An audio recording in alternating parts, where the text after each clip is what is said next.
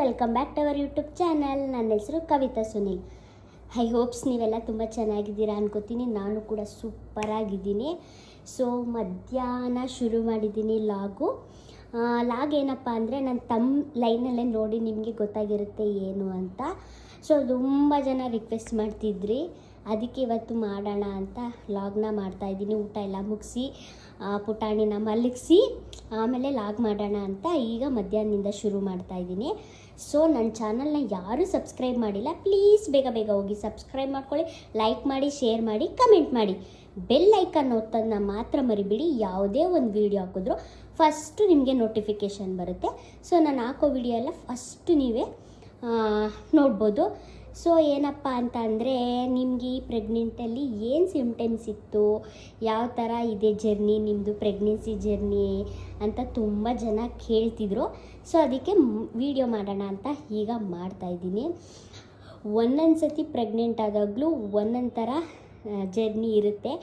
First ಇದ್ದಂಗೆ ಇರುತ್ತೆ, second ಇದ್ದಂಗೆ ಇರುತ್ತೆ ಅನ್ನೋದೆಲ್ಲ ಸುಳ್ಳು. ಅವ್ರವರ ಬಾಡಿ ತಕ್ಕಂಗೆ ಅವ್ರವ್ರ ಪ್ರೆಗ್ನೆನ್ಸಿ ಜರ್ನಿಗಳು ಇರುತ್ತೆ, ಅದನ್ನು ಹೇಳಬಲ್ಲೆ. ಆಮೇಲೆ ತುಂಬ ಜನ ಅಂತಾರೆ ಫಸ್ಟ್ ಟೈಮ್ ಪ್ರೆಗ್ನೆಂಟ್ ಆದಮೇಲೆ ಸೆಕೆಂಡ್ ಟೈಮ್ ಏನು ಆರಾಮಾಗಿರುತ್ತೆ ಅಂತ.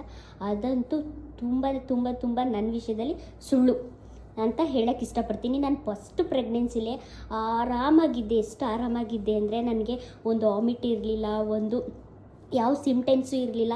ನಾನು ಪ್ರೆಗ್ನೆಂಟ್ ಅಂತ ನನಗೆ 4 ತಿಂಗಳು ತುಂಬಿ 5 ತಿಂಗ್ಳಿಗೆ ಬಿದ್ಮೇಲೆ ಗೊತ್ತಾಯಿತು. ಯಾಕಂದರೆ ಬೇಬಿ ಬಂಪ್ಸ್ ಬಂದಮೇಲೆ ನಾನು ಪ್ರೆಗ್ನೆಂಟು, ಬೇಬಿ ಮೂಮೆಂಟ್ ಗೊತ್ತಾದ್ಮೇಲೆ ನಾನು ಪ್ರೆಗ್ನೆಂಟು ಅಂತ ನನಗೆ ವೆಹಿಕಲ್ ಓಡಾಡ್ತಾರೆ ಆಗ ಗೊತ್ತಾಗಿದ್ದು. ಅಲ್ಲಿ ತನಕ ನಾನು ಆರಾಮಾಗಿ ಎಷ್ಟು ಅಂದರೆ, ನನಗೊಂದು ವಾಮಿಟ್ ಇರಲಿಲ್ಲ, ಮಾರ್ನಿಂಗ್ ಸಿಕ್ಸ್ನೆಸ್ ಇರಲಿಲ್ಲ, ಒಂದು ಹೆಡ್ಡೇಕ್ ಇರಲಿಲ್ಲ, ಯಾವ ಥರನೂ ಇರಲಿಲ್ಲ.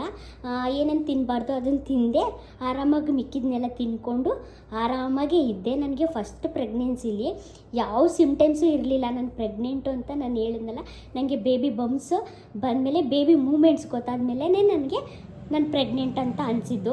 ಅಲ್ಲಿ ತನಕ ನಾನು ಆರಾಮಾಗಿ, ಯಾರು ನೋಡಿದ್ರೂ ಕೂಡ ನನಗೆ ಪ್ರೆಗ್ನೆಂಟ್ ಅಂತ ಹೇಳ್ತಾನೆ ಇರಲಿಲ್ಲ. ಅಷ್ಟು ಆರಾಮಾಗಿ ಪ್ರೆಗ್ನೆಂಟ್ಗಳು ಈ ಥರನೂ ಆರಾಮಾಗಿರ್ತಾರ ಅಂತಲೂ ಕೇಳ್ತಿದ್ರು. ಯಾಕಂದರೆ ನಮಗೆ ಗೊತ್ತಿರೋರು, ಗೊತ್ತಿಲ್ಲದೆ ತುಂಬ ಜನ ನೋಡಿರೋ ಅವರೆಲ್ಲ ಫುಲ್ಲು ವಾಮಿಟ್ ಇರ್ತಿತ್ತು. ನಾವು ಪ್ರೆಗ್ನೆಂಟ್ ಅಂತ ಇಡೀ ಜನಕ್ಕೆ ಗೊತ್ತಾಯ್ತಿತ್ತು, ಊರಿಗೆ ಗೊತ್ತಾಗ್ತಿತ್ತು. ಅಷ್ಟು ವಾಮಿಟ್ ಮಾಡ್ತಿದ್ವಿ, ಅಷ್ಟು ವಾಮಿಟ್ ಟೆನ್ಷನ್ ಇತ್ತು. ಹಿಂಗೇನು ಇಲ್ವಾ, ಯಾವ ಥರನೂ ಅನಿಸ್ತಾ ಇಲ್ವಾ. ಆಮೇಲೆ ನಮ್ಮ ಅತ್ತೆನೂ ಕೇಳೋರು, ನಮ್ಮ ಅಮ್ಮನೂ ಕೇಳೋರು, ಏನಾರ ತಿನ್ನಬೇಕು ಅನಿಸ್ತಿದ್ರೆ ಹೇಳು, ಮಾಡಿಕೊಡ್ತೀವಿ, ಮರ್ತೀವಿ ಅಂತ ಹೇಳ್ತಿದ್ರು ನನಗೆ. ಆಮೇಲೆ ಪ್ರೆಗ್ನೆಂಟಲ್ಲಿ ಇದಿರುತ್ತಲ್ಲ ಕ್ರೇವಿಂಗ್ಸು, ಈ ಥರ ತಿನ್ನಬೇಕು, ಈ ಥರ ಪ್ರೆಗ್ನೆಂಟಲ್ಲಿ ಈ ಥರ ಮಾಡಿಸ್ಕೊ ತಿನ್ನಬೇಕು, ಆ ಥರ ನಂಗೆ ಏನೂ ಇರಲಿಲ್ಲ. ಮನೇಲಿ ಏನಿರ್ತಿತ್ತು ಊಟ ನಾರ್ಮಲ್ ಊಟನೇ ಮಾಡ್ತಿದ್ದೆ. ಹಂಗೂ ನಮ್ಮ ಅತ್ತೆ ನಮ್ಮ ಅಮ್ಮಂಗೆ ಕಂಪ್ಲೇಂಟ್ ಮಾಡಿದ್ರು ಫಸ್ಟ್ ಪ್ರೆಗ್ನೆನ್ಸಿಲಿ, ಅವಳು ಏನೂ ಕೇಳೋದಿಲ್ಲ, ಏನೂ ತಿನ್ನೋದಿಲ್ಲ. ಅಟ್ಲೀಸ್ಟ್ ನಿಮ್ಮ ಮನೆಗಾದರೂ ಬಂದು ನೀವು ಕೇಳಿ ಏನಾದರೂ ತಿಂತಾಳ ಮಾಡ್ತಾಳ, ಅಕಸ್ಮಾತ್ ಪ್ರೆಗ್ನೆಂಟಲ್ಲಿ ಆಸೆ ಪಟ್ಟಿದ್ದು ತಿನ್ನಲಿಲ್ಲ ಅಂದರೆ ಮಕ್ಳಿಗೆ ಕಿವಿ ಸೋರುತ್ತೆ, ಆ ಥರ ಎಲ್ಲ ಹೇಳೋರು. ನನಗೇನು ಆ ಥರ ನನಗೇನು ತಿನ್ನಬೇಕು ಅಂತಲೂ ಅನಿಸ್ತಾ ಏನೂ ಅನಿಸ್ತಾ ಇರಲಿಲ್ಲ. ಸೊ ಫಸ್ಟು ಪ್ರೆಗ್ನೆನ್ಸಿ ನನಗೆ ಎಷ್ಟು ಸ್ಮೂತಾಗಿ ಜರ್ನಿ ಸಾಕ್ತು ಅಂದರೆ, ನಾನು ಪ್ರೆಗ್ನೆಂಟ್ ಅಂತಲೂ ಗೊತ್ತೇ ಆಗಲಿಲ್ಲ ನನಗೆ. ಡೆಲಿವರಿ ಆದಮೇಲೂ ಕೂಡ ನನಗೆ ಆರಾಮಾಗೇ ಇದ್ದೆ ನಾನು. ಎಲ್ಲರಿಗೂ ಅದೇ ಆಶ್ಚರ್ಯ, ಡೆಲಿವರಿ ಆದಮೇಲೆ ಇಷ್ಟು ಆರಾಮಾಗಿದ್ದಾಳಲ್ಲ, ಇಷ್ಟು ಆರಾಮಾಗಿರ್ಬೋದಾ ಅಂತ ಅವ್ರಿಗೂ ಅನಿಸ್ತು. ಬಟ್ ನನ್ನ ವಿಷಯದಲ್ಲಿ ಡಾಕ್ಟ್ರಿಗೆ ಇಲ್ಲಿಂದನೇ ಒಂದು ಕೈ ಮುಗಿದ್ಬಿಡ್ಬೇಕು. ನನ್ನ ಪ್ರೆಗ್ನೆನ್ಸಿ ಜರ್ನಿನ ಎಷ್ಟು ಸ್ಮೂತಾಗಿ ತೊಗೊಂಡೋದ್ರು ಅಂದರೆ, ನನಗೂ ಒಂದು ಟೆನ್ಷನ್ ಇತ್ತು ಪ್ರೆಗ್ನೆಂಟ್ ಆದಮೇಲೆ ನಾನು ಯಾವ ಥರ ತೊಗೋತೀನಿ. ಈಗ ಸಿಸರಿಂಗ್ ಆದರೆ ಅದ್ರ ಪೇಯ್ನ್ ನಾನು ತಡ್ಕೋತೀನೋ ಇಲ್ವೋ, ನಾರ್ಮಲ್ ಆದರೆ ತಡ್ಕೋತೀನೋ ಇಲ್ವೋ ಅಂತ ನನಗೆ ಫಸ್ಟು ಸ್ಟಾರ್ಟಿಂಗಿಂದನೇ ಸ್ವಲ್ಪ ಒಂದು 30% ಭಯ ಇತ್ತು ಅಷ್ಟೇ. 70% ಏನು ಭಯ ಇರಲಿಲ್ಲ. ತಾಯಿ ಆದಮೇಲೆ ಅದು ಏನಾರ ಆಗಲಿ, ನಾರ್ಮಲ್ ಆದ್ರಾಗಲಿ ಸಿಸರಿನ್ ಆದ್ರಾಗಲಿ, ನಾನು ವಿಲ್ ಬಿ ಸ್ಟ್ರಾಂಗ್ ಅಂತ ಡಿಸೈಡ್ ಮಾಡ್ಕೊಬಿಟ್ಟಿದ್ದೆ. ನಾನು ಸ್ಟ್ರಾಂಗಾಗೇ ಇದ್ದೆ. ಸೊ ಆಯಿತಾ, ಅದಾದಮೇಲೆ ಫಸ್ಟು ನನ್ನ ಪ್ರೆಗ್ನೆನ್ಸಿನ ಸಿಸರಿಂಗ್ ಆದಮೇಲೆ ಡಾಕ್ಟ್ರಿಗೆ ಎತ್ತಿ ಕೈ ಮುಗಿಬೇಕು. ನನಗೆ ಒಂದು ಸುಲಭ 5 ನಿಮಿಷನೂ ಕೂಡ ನನಗೆ ಪೇನ್ ಅನ್ನಿಸ್ತಿಲ್ಲ. ನಾನು ಮನೆಗೆ ಬಂದಾಗಲೂ ಕೂಡ ಅಷ್ಟೇ ಆರಾಮಾಗಿದೆ. ಅಷ್ಟು ಒಳ್ಳೆ ಮೆಡಿಷನ್ ಕೊಟ್ಟು, ಅಷ್ಟು ತುಂಬ ಕೇರ್ಫುಲ್ಲಾಗಿ ನನ್ನ ಪ್ರೆಗ್ನೆನ್ಸಿ ಜರ್ನಿನ ಕಂಪ್ಲೀಟ್ ಮಾಡಿಕೊಟ್ರು ಅವರು. ಈ ಸತಿನೂ ಕೂಡ ಅದೇ ಥರ ಅವ್ರ ಕೆಲಸನ ಅವರು ಆರಾಮಾಗೆ ಮಾಡ್ತಿದ್ದಾರೆ. ಬಟ್ ನನ್ನ ಕಡೆಯಿಂದನೇ ಸ್ವಲ್ಪ ಹೆಲ್ತ್ಕೊಳ್ಳೋ ಪ್ರಾಬ್ಲಮ್ಮು. ಏಕೆ ಅಂತಂದರೆ, ಕೆಲವ್ರು ಹೇಳ್ತಾರೆ ಫಸ್ಟ್ ಪ್ರೆಗ್ನೆನ್ಸಿ ಆದಮೇಲೆ ಎರಡನೇದೇನು ಆರಾಮಾಗಿ ಸ್ಮೂತಾಗಿ ಸಾಗುತ್ತೆ ಅಂತ. ಬಟ್ ಅಲ್ಲೇ ಇರೋದು ತಪ್ಪು ಕಲ್ಪನೆ. ಏನಂತಂದರೆ ಫಸ್ಟು ಸಿಸರಿಂಗ್ ಆಗಿರುತ್ತೋ ನಾರ್ಮಲ್ ಆಗಿರುತ್ತೋ ಗೊತ್ತಿರ. ನಾರ್ಮಲ್ ಆಗಿರೋರಿಗೆ ಒಂಥರ ಪೇಯ್ನು, ಸಿಸರಿನ್ ಆಗಿರೋರಿಗೆ ಒಂಥರ ಪೇಯ್ನು. ನಾನು ಸೆಕೆಂಡ್ ಪ್ರೆಗ್ನೆನ್ಸಿಲಿ ಪ್ರೆಗ್ನೆಂಟ್ ಆದೆ ಅಂತ ಗೊತ್ತಾದ ತಕ್ಷಣವೇ ನನಗೆ ಬ್ಯಾಕ್ ಪೇಯ್ನು, ಕಾಲು ಎಳ್ತಾ ಎಲ್ಲ ಶುರುವಾಗಿದ್ದು. 2 ತಿಂಗಳಿಂದನೇ ನನಗೆ ಕಾಲು ಎಳ್ತಾ ಬ್ಯಾಕ್ ಪೇಯ್ನ್ ಶುರು ಆಯಿತು ನನಗೆ. ಅದೇನೇ ಮಾಡಿದ್ರು ಏನು ಮಾಡೋಕ್ಕಾಗಲ್ಲ, ಕಂಟ್ರೋಲ್ ಮಾಡಬೇಕು. ಡಾಕ್ಟ್ರಿಗೆ ಚೆಕಪ್ಗೆ ಹೋದಾಗ ಮ್ಯಾಮ್ ನನಗೆ ಹಿಂಗೆ ಸಿಕ್ಕಾಪಟ್ಟೆ ಬೆನ್ನೋವು ಕಾಲು ಎಳ್ತಾ ಅಂದರೆ ಫಸ್ಟು ಸಿಸರಿಂಗ್ ಆಗಿರೋದ್ರಿಂದ, ನೀನು ಸ್ವಲ್ಪ ಹೈಟು ಕಮ್ಮಿ ಇರೋದ್ರಿಂದ ಇವೆಲ್ಲ ಕಾಮನ್ನಾಗಿ ಕೆಲವ್ರಿಗೆ ಲೇಟಾಗಿ ಶುರು ಆಗುತ್ತೆ. ಅದು ಕಾಮನ್ನಾಗಿ ಎಲ್ಲರಿಗೂ ಶುರು ಆಗುತ್ತೆ, ಅದು ಲೇಟಾಗಿ ಶುರು ಆಗುತ್ತೆ, ಬಟ್ ನಿನಗೆ ಬೇಗನೆ ಶುರು ಆಗುತ್ತೆ. ಸೊ ಏನು ಮಾಡೋಕ್ಕಾಗಲ್ಲ, ಕಂಟ್ರೋಲ್ ಮಾಡ್ಕೋಬೇಕು. ನಾನು ಒಳ್ಳೊಳ್ಳೆ ಮೆಡಿಷನ್ನೇ ಕೊಟ್ಟಿದ್ದೀನಿ, ಆದಷ್ಟು ಅಂದ್ಬಿಟ್ಟು ಒಳ್ಳೊಳ್ಳೆ ಮೆಡಿಷನ್ನೇ ಕೊಡ್ತಿದ್ರು. ನನಗೆ ಅಲ್ಲಿಂದ ಬ್ಯಾಕ್ ಪೇಯ್ನು, ಕಾಲು ನೋವು ಶುರು ಆಯಿತು. ಆಮೇಲೆ ಇದರಲ್ಲಿ ಏನು ಸಿಮ್ಟಮ್ಸಪ್ಪ ಅಂದರೆ ನನಗೆ ಸ್ವಲ್ಪ ಮಾರ್ನಿಂಗ್ ಸಿಕ್ನೆಸ್ ಇತ್ತು. ತುಂಬ ಒಂಥರ ಬೆಳಗ್ಗೆ ಎದ್ದೇಳುವಾಗ ಟಯರ್ಡ್ ಅಂತ ಫೀಲ್ ಆಗೋದು. ಒಂದು 10 ಮಿನಿಟ್ಸ್ ಇಲ್ಲ 15 ಮಿನಿಟ್ಸು ಎದ್ದಾಗಲೇ ಕೂತ್ಕೋತಿದ್ದೆ. ಅಲ್ಲಿ ಎದ್ದು ನಾನು ಮೊದಲು ಪ್ರೆಗ್ನೆಂಟಲ್ಲಿ ಎದ್ದ ತಕ್ಷಣವೇ ಚಕ ಚಕ ಚಕ ಚಕ ಅಂತ ಎಲ್ಲ ಕೆಲಸ ಮಾಡಿಬಿಡ್ತಿದ್ದೆ. ಬಟ್ ಈ ಪ್ರೆಗ್ನೆಂಟಲ್ಲಿ ನನಗೆ ಹಂಗಾಗಲಿಲ್ಲ. ಸ್ವಲ್ಪ ಹೊತ್ತು ರೆಸ್ಟ್ ಮಾಡಿ ಆಮೇಲೆ ಹೋಗಿ ಕೆಲಸ ಮಾಡ್ತಿದ್ದೆ, ಆ ಥರ ಇತ್ತು. ಆಮೇಲೆ ನನಗೆ ಈಗ 3 ಮಂತ್ಸ್ ತನಕ ಇದರಲ್ಲಿ ಈ ಪ್ರೆಸೆಂಟ್ ಪ್ರೆಗ್ನೆನ್ಸಿಲಿ 3 ಮಂತ್ಸ್ ತನಕ ವಾಮಿಟ್ ಸೆನ್ಷನ್ ಇತ್ತು. ಮಧ್ಯೆ ವಾಮಿಟ್ ಆಗ್ತಿತ್ತು. ಬಟ್ ಆದರೆ ಹೆವಿ ಹೆಂಗಾಗ್ತಿತ್ತು ಅಂದರೆ ಬಾಯೊಳಗೆ ಗಂಟ್ಲೊಳಗೆ ಇರ್ತಿತ್ತು, ಬರ್ತಿರಲಿಲ್ಲ ಈಚೆಗೆ. ಆ ಥರ ಸುಮಾರು ಸತಿ ನನಗೆ ಕಂಟ್ರೋಲ್ ಮಾಡೋಕ್ಕಾಗದೆ ಆ ಥರ ಸಿಚುವೇಷನ್ನ. ಈಗ ಊಟ ಮಾಡಿರ್ತೀನಿ, ಟ್ಯಾಬ್ಲೆಟ್ಸ್ ತೊಗೊಂಡಿರ್ತೀನಿ, ಇಲ್ಲ ಟ್ಯಾಬ್ಲೆಟ್ಸ್ ತೊಗೊಳಕ್ಕೆ ಮುಂಚೆ ಇಲ್ಲ ಊಟ ಮಾಡೋಕ್ಕೆ ಮುಂಚೆನೇ ಇಲ್ಲಿ ತನಕ ಇರುತ್ತೆ, ಬರೋಲ್ಲ. ಅದು ನನಗೆ ಅದೇನೋ ಅಂತಾರಲ್ಲ, ಬಿಸಿ ತುಪ್ಪ ನುಂಗೋಂಗೂ ಇಲ್ಲ ಉಬ್ಳೋಂಗೂ ಇಲ್ಲ ಅಂತ ಆ ಥರ ಪರಿಸ್ಥಿತಿ ಆಗ್ಬಿಟ್ಟು ಒಂದೊಂದು ಸತಿ ನಾನೇ ಕೈ ಹಾಕಿ ವಾಮಿಟು ಮಾಡಿಬಿಟ್ಟಿದ್ದೀನಿ ಈ ಪ್ರೆಗ್ನೆಂಟಲ್ಲಿ. ಆ ಪ್ರೆಗ್ನೆಂಟಲ್ಲಿ ಫಸ್ಟ್ ಪ್ರೆಗ್ನೆಂಟಲ್ಲಿ ಪುಟಾಣಿದ್ರಲ್ಲಿ ಆ ಥರ ಏನೂ ಸಿಮ್ಟಮ್ಸ್ ಇರಲಿಲ್ಲ. ಇದರಲ್ಲಿ ಮಾರ್ನಿಂಗ್ ಸಿಕ್ನೆಸ್ ಸ್ವಲ್ಪ ಇದೆ, ಮತ್ತು ವಾಮಿಟಿಂಗ್ ಸೆನ್ಷನ್ 3 ತಿಂಗಳು ತನಕನೂ ಇತ್ತು. ಬರೋಂಗಾಗೋದು ಬರೋಂಗಾಗೋದು ಸುಮಾರು ಸತಿ ನಾನೇ ಬೆರಳಾಕಿ ವಾಮಿಟು ಕೂಡ ಮಾಡಿದ್ದೀನಿ. ಹಂಗೆ ಮಾಡಬಾರ್ದು ಅಂತಾರೆ, ಮಾಡಿದ್ದೀನಿ.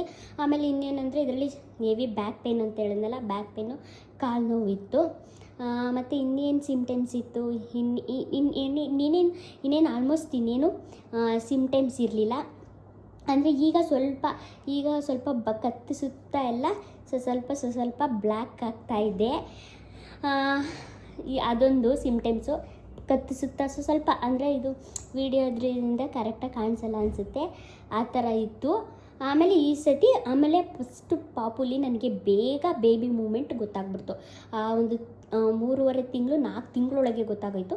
ಬಟ್ ಈ ಪಾಪುದ್ರಲ್ಲಿ 5 ತಿಂಗಳ 4 ತುಂಬಿ 5ಕ್ಕೆ ಬಿದ್ದ ಮೇಲೂ 5.5 ತಿಂಗಳಿಗೆ ಗೊತ್ತಾಗಿದ್ದು. ನಾನು ಡಾಕ್ಟ್ರಿಗೆ ಚೆಕಪ್ಗೆ ಹೋದಾಗಲೂ ನನಗೆ ಯಾಕೋ ಈ ಪಾಪುಲಿ ಮೂಮೆಂಟೇ ಗೊತ್ತಾಗ್ತಾಯಿಲ್ಲ, ಬೇಬಿ ಮೂಮೆಂಟು ಫಸ್ಟಲ್ಲಿ ಬೇಗ ಗೊತ್ತಾಗ್ತಿತ್ತು, ಇದರಲ್ಲಿ ಗೊತ್ತೇ ಆಗ್ತಾ ಇರಲಿಲ್ಲ ಅಂತ ನಾನು ಅಂದೆ. 5 ಕಂಪ್ಲೀಟ್ ಆಗಲಿ ಈಗಲೂ ಹಂಗೆ ಒಂದೊಂದ್ಸತಿ ಇಲ್ಲೇ ಗಂಟ್ಲಲ್ಲೇ ಇರುತ್ತೆ, ಬರೋಂಗಾಗುತ್ತೆ, ಆದರೆ ಬರೋಲ್ಲ, ಆ ಥರ ಆಯ್ತೈತೆ. ಸ್ವಲ್ಪ ಮಧ್ಯ ತಪ್ಪೋಗ್ಬಿಟ್ಟಿತ್ತು ಆ ಥರ. ಈಗ 1 ತಿಂಗಳಿಂದ ಮತ್ತೆ ಗಂಟ್ಲಲ್ಲೇ ಇರುತ್ತೆ, ಈಚೆಗೆ ಬರೋಲ್ಲ. ಫುಲ್ಲು ಒಂಥರ ಗ್ಯಾಸ್ಟ್ರಿಕ್ ಥರ ಎದೆ ಉರಿಯುತ್ತೆ. ನಾನು ಗ್ಯಾಸ್ಟ್ರಿಕ್ ಮಾತ್ರ ಎಲ್ಲ ತೊಗೊಳಲ್ಲ, ಎದೆ ಉರಿಯುತ್ತೆ, ಗ್ಯಾಸ್ಟ್ರಿಕ್ ಥರ ಆಗ್ತೈತೆ. ನೋಡಬೇಕು ಅದೇನಂತ ಗೊತ್ತಿಲ್ಲ. ಆ ಥರ ಹಂಗೆ ಮೂಮೆಂಟು ಗೊತ್ತಾಗ್ತಾಯಿಲ್ಲ ಅಂತಂದೆ. ಅವರು ಸ್ಕ್ಯಾನೇ ಮಾಡಿ ನೋಡ್ತೀನಿ ನೀನು ಡೌಟ್ ಕ್ಲಿಯರ್ ಮಾಡೋಕ್ಕೆ. ಬೇಬಿ ಒಳಗಡೆ ಮೂಮೆಂಟ್ ಮಾಡ್ತಿದ್ದೆ, ಬಟ್ ನಿಂಗೆ ಫೀಲ್ ಆಗ್ತಾಯಿಲ್ಲ. 5 ಕಂಪ್ಲೀಟ್ ಆಗೋಷ್ಟರಲ್ಲಿ ನಿನ್ಗೆ ಗೊತ್ತಾಗುತ್ತೆ ಅಂತ ಡಾಕ್ಟ್ರು ಚೆಕಪ್ಗೆ ಹೋದಾಗ 5 ಮಂತ್ಸ್ಗೆ ಹೇಳಿದ್ರು.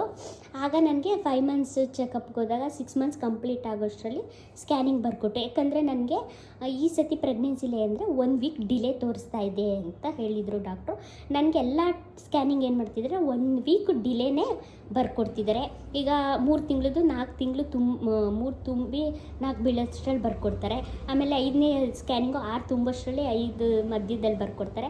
ಈಗ ನೆಕ್ಸ್ಟ್ 7 ತಿಂಗಳು ಸ್ಕ್ಯಾನಿಂಗ್ ಬರ್ಕೊಟ್ಟಿದ್ದಾರೆ. 7 ತಿಂಗಳು ಸ್ಕ್ಯಾನಿಂಗ್ ಹೆಂಗಪ್ಪ ಅಂತಂದರೆ 7 ತುಂಬೋಷ್ಟರೊಳಗೆ 8ಕ್ಕೆ ಬಿದ್ದಿರುತ್ತೆ, ಇನ್ನೊಂದು ವಾರ ಅನ್ನೋದ್ರೊಳಗೆ ಸ್ಕ್ಯಾನಿಂಗ್ ಮಾಡ್ತಾರೆ, ಬರ್ಕೊಟ್ಟಿದ್ದಾರೆ. ಈಗ ಗ್ರೋತ್ ಸ್ಕ್ಯಾನಿಂಗ್ ಮಾಡಿಸ್ಬೇಕು, ಇನ್ನೂ ಮಾಡಿಸಿಲ್ಲ. ನೆಕ್ಸ್ಟ್ ಮಂತ್ ಮಾಡಿಸ್ಕೊಂಡು ಚೆಕಪ್ಗೆ ಬಾ ಅಂತ ಹೇಳಿದ್ದಾರೆ. ಆ ಥರ ನನಗೆ ಇದರಲ್ಲಿ ಬೇಬಿ ಮೂಮೆಂಟ್ ಲೇಟಾಗಿ ಗೊತ್ತಾಯಿತು. ಸ್ವಲ್ಪ ಮಾರ್ನಿಂಗ್ ಸಿಕ್ನೆಸ್ ಇತ್ತು, ಹೆವಿ ಬ್ಯಾಕ್ ಪೇನ್ ಇತ್ತು. ಆಮೇಲೆ ಫುಲ್ಲು ವಾಮಿಟ್ ಬರೋಂಗೆ ಆಗುತ್ತೆ, ಆದರೆ ವಾಮಿಟ್ ಬರೋಲ್ಲ. ಫುಲ್ಲು ಗಂಟ್ಲಲ್ಲೇ ಒಂಥರ ಅನ್ನೋದು. ಆಮೇಲೆ ಅದರ ಪುಟಾಣಿದ್ರಲ್ಲಿ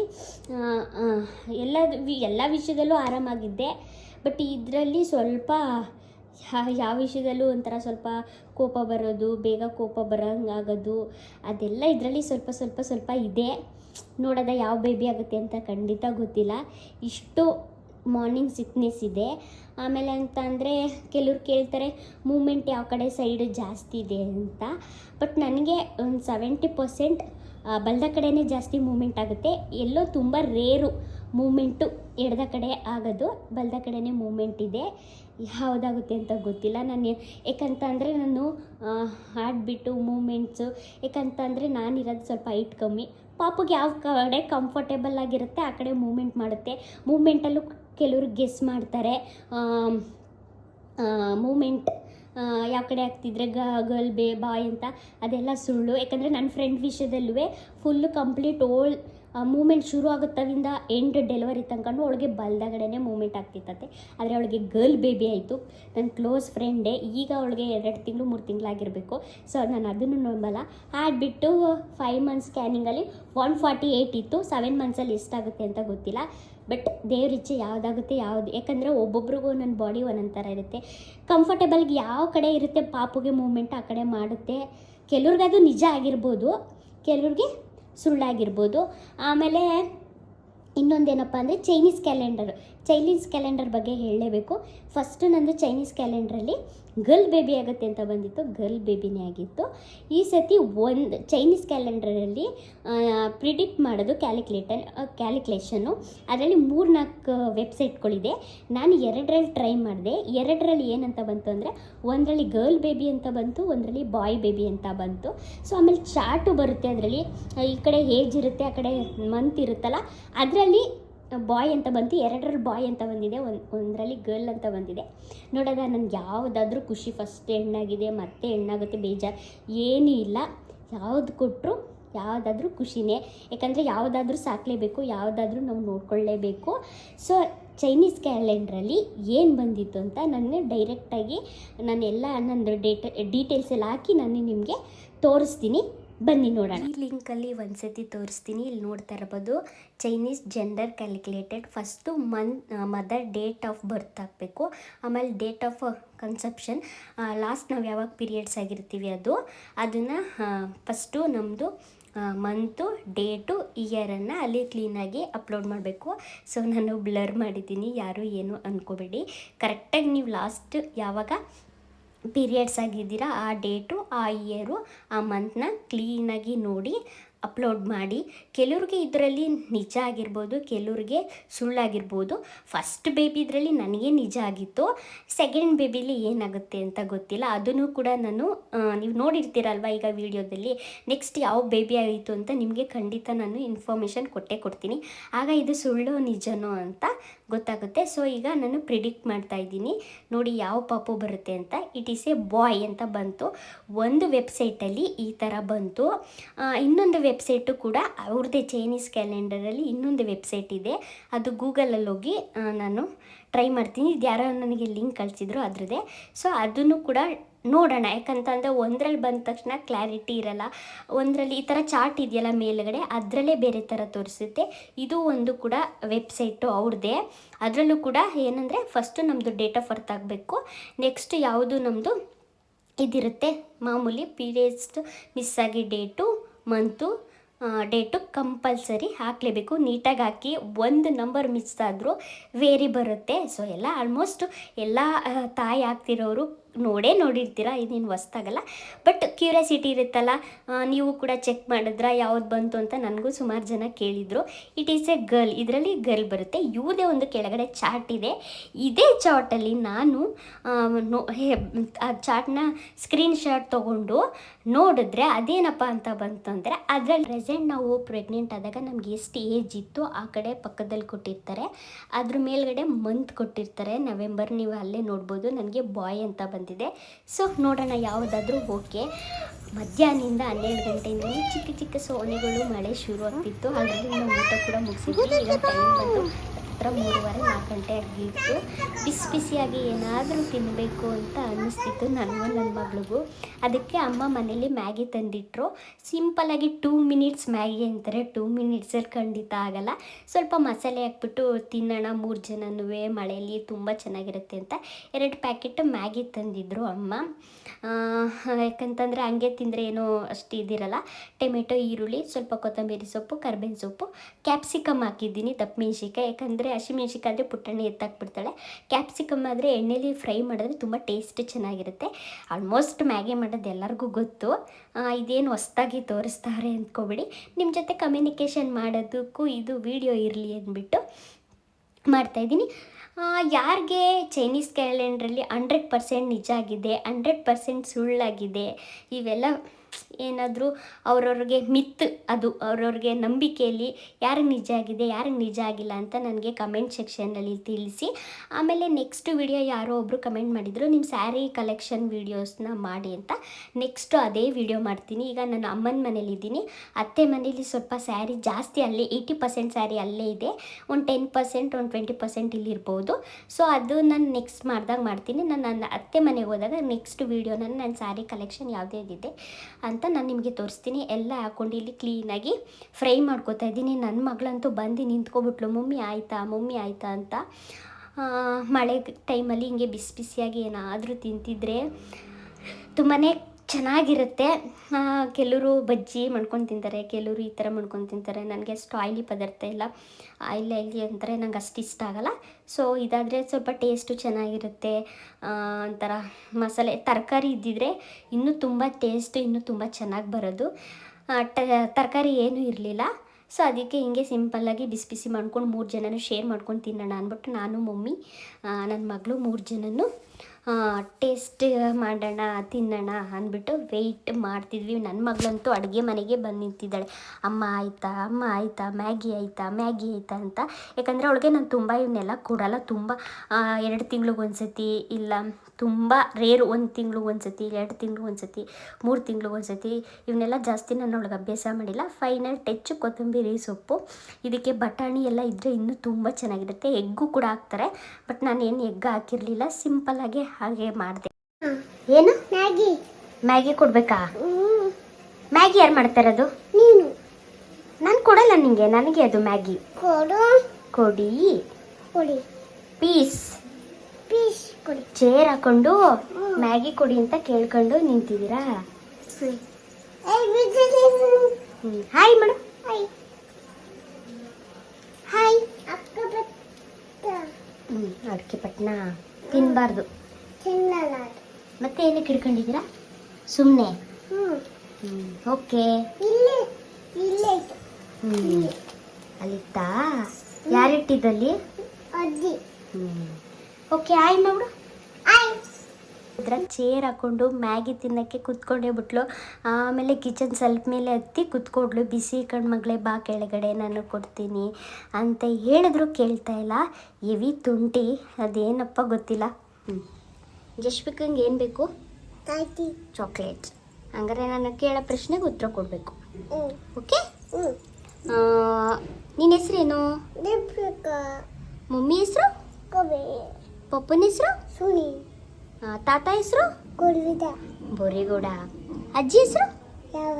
ಇಲ್ಲ ಐತಲ್ಲ ಅಜ್ಜಿ ಹೆಸರು? ನಿಮ್ಮೂರು ಯಾವುದು? ಛತ್ರ. ಮತ್ತೆ ಛತ್ರದಲ್ಲಿ ಇದೆಯಲ್ಲ ಅಜ್ಜಿ, ಅವ್ರ ಹೆಸರೇನು?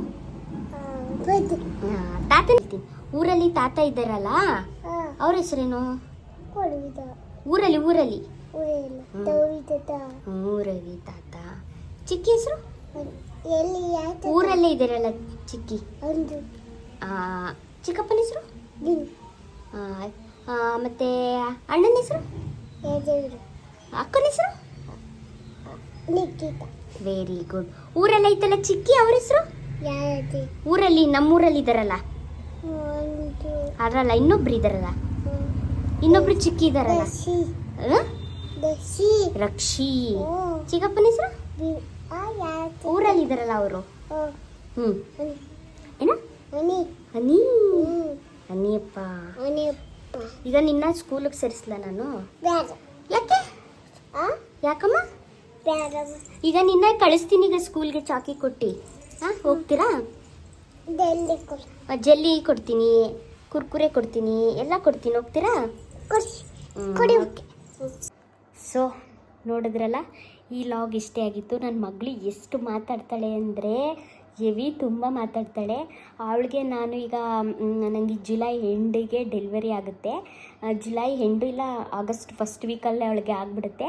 ಅದಕ್ಕೆ ನಾನು ಡೇ ಕೇರ್ಗೆ ಹಾಕೋಣ ಅಂತ ಅಂದ್ಕೊಂಡಿದ್ದೀನಿ. ಇಲ್ಲಿ ಅಮ್ಮನ ಮನೆ ಹತ್ರ ಸ್ವಲ್ಪ ಹತ್ರನೇ ವಾಕಬಲ್. ಇನ್ ಕೇಸ್ ಅವಳು ಅಳ್ತಾಳೆ ಏನಾದರೂ ಗೊತ್ತಾಯಿತು ಅಂತಂದರೆ ಒಂದು 3 ಮಿನಿಟ್ಸ್ಗೆ ಹೋಗಿ ಕರ್ಕೊಂಬರ್ಬೋದು. ಯಾಕಂದರೆ ಸ್ವಲ್ಪ ಆ್ಯಕ್ಟಿವ್ ಆಗಿದ್ದಾಳೆ ಅವಳು. ಆ್ಯಕ್ಟಿವ್ ಆಗಿರೋದ್ರಿಂದ ಮನೇಲಿ ನಾವು ಈಗ ಮನೇಲಿದ್ದಾಗ ನಾನು ಹೇಳ್ಕೊಡ್ತೀನಿ. ಈಗ ನಾವು ಹೇಳ್ಕೊಡೋ ಸಿಚುವೇಷನಲ್ಲಿ ಇರಲ್ಲ. ಯಾಕಂದರೆ ಈಗ ಪಾಪು ಆಗಿರುತ್ತೆ, ಅಮ್ಮ ಸ್ವಲ್ಪ ಕೆಲಸದ ಕಡೆ ಗಮನ ಕೊಟ್ಟಿರ್ತಾರೆ, ನಾನು ಪಾಪು ಕಡೆ ನೋಡ್ಕೊತಾ ಇರ್ತೀನಿ. ಅವಳನ್ನ ಬಿಟ್ಬಿಡ್ತೀವಿ ಅಂತ ಅವಳಿಗೆ ಫೀಲ್ ಆಗುತ್ತೆ. ಅದ್ರ ಬದಲು ಸ್ವಲ್ಪ ಅವಳಿಗೆ ಡೇ ಕೇರಕ್ಕೆ ಹಾಕಿದ್ರೆ ಅಲ್ಲಿ ಮಕ್ಕಳ ಜೊತೆನೂ ಇರ್ತಾಳೆ, ಟೈಮನ್ನ ಸ್ಪೆಂಡ್ ಮಾಡ್ತಾಳೆ. ಅವಳು ಬರೋಷ್ಟರಲ್ಲಿ ನಮ್ಮದು ಸಣ್ಣ ಪುಟ್ಟ ಕೆಲಸ ಆಗಿ ಪಾಪುನು ಕೂಡ ಮಲಗಿರುತ್ತೆ. ಆಗ ಅವಳಿಗೆ ನಾನು ಟೈಮ್ ಕೊಡ್ಬೋದು, ಅವಳನ್ನ ಆಟಾಡಿಸ್ಬೋದು, ಅವಳಿಗೆ ಸ್ವಲ್ಪ ಊಟ ಮಾಡಿಸ್ಬೋದು, ಸ್ವಲ್ಪ ಅವಳನ್ನ ನೋಡ್ಕೋಬೋದು. ಆಗ ಅವಳಿಗೆ ಊಟ ಗೀಟ ಮಾಡಿ ಮಲಗಿಸಿದ್ರೆ ಆಮೇಲೆ ಅವಳು ಸ್ವಲ್ಪ ಹೊತ್ತು ಆಟ ಆಡ್ತಾಳೆ, ಮಾಡ್ತಾಳೆ. ಇಲ್ಲೂ ಮಕ್ಕಳೆಲ್ಲ ಇರ್ತಾರಲ್ಲ, ಸೊ ಅವಳ ಟೈಮ್ನ ಅವಳು ಆ ಥರ ಕ್ಯಾರಿ ಮಾಡೋಣ ಅವಳನ್ನ ಅಂತ ಅಂದ್ಕೊಂಡಿದ್ದೀನಿ. ಯಾಕಂತಂದರೆ ಈಗ ಅವಳು ಸ್ವಲ್ಪ ಚುರುಕಿರೋದ್ರಿಂದ ನಾನು ಯಾವುದಕ್ಕಾದ್ರೂ ಒಂದಕ್ಕೆ ಹಾಕಿದ್ರೆ ಸೊ ಅದರಿಂದ ಅವಳು ಒಳ್ಳೆ ಕಂಟಿನ್ಯೂ ಆಗ್ತಾಳೆ. ಮನೇಲೇ ಇಟ್ಕೊಂಡು ಸುಮ್ಮನೆ ಮಕ್ಕಳು ನೋಡ್ಕೊಡೋ ಟೆನ್ಷನಲ್ಲಿ ನಾವು ರೇಗಾಡೋದು ಮಾಡೋದು ಅವೆಲ್ಲ ಬೇಡ ಅಂತ ಅಂದ್ಕೊಂಡಿದ್ದೀನಿ. ನೋಡೋಣ ಎಷ್ಟು ಮಾತಾಡ್ತಾಳೆ. ನೀವೇ ನೋಡಿದ್ರಲ್ಲ ವಿಡಿಯೋದಲ್ಲಿ, ತುಂಬ ಆ್ಯಕ್ಟಿವ್ ಆಗಿದ್ದಾಳೆ. ನಾನು ಹಂಗೆ ಅಂದ್ಕೊಂಡಿದ್ದೀನಿ. ಮುಂದಕ್ಕೆ ಏನಾಗುತ್ತೆ ಅಂತ ಗೊತ್ತಿಲ್ಲ. ಸೊ ಈ ಲಾಗ್ನ ನಾನು ಎಲ್ಲಿಗೆ ಎಂಡ್ ಮಾಡ್ತೀನಿ. Thank you for watching my video. ನಿಮ್ಮ ಸಪೋರ್ಟ್ ನನಗೆ ತುಂಬ ಮುಖ್ಯ. ನೆಕ್ಸ್ಟ್ ವಿಡಿಯೋದಲ್ಲಿ ಸಿಗ್ತೀನಿ. ಅಲ್ಲಿವರೆಗೂ ಟೇಕ್ ಕೇರ್. ಬಾಯ್ ಎವ್ರಿವನ್.